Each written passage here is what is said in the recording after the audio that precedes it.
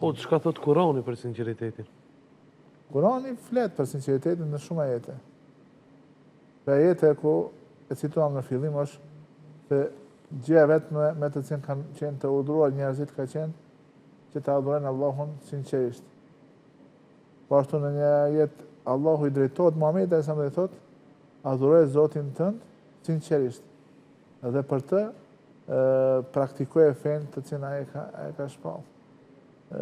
Kjo është ajo që përsëritet në disa ajete, edhe është kuptimi asaj që ja tham në fillim.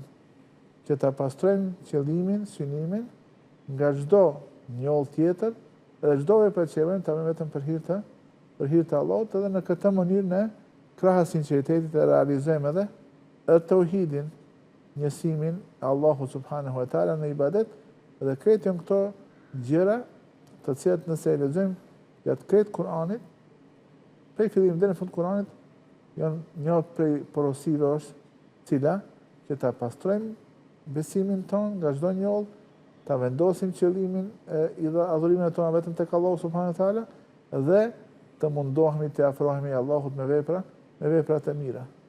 Në të kundërtën do të ndodhë ajo që e përmendëm sikur pasojë negative, njeriu do të azhëson sevapin e veprës, do të dalë nga dalë do të bëhet pjesë e grupit të munafikëve dhe hipokritëve, edhe dalë nga dalë do të humbë mbështetjen dhe përkrahjen e Allahut subhanahu wa taala.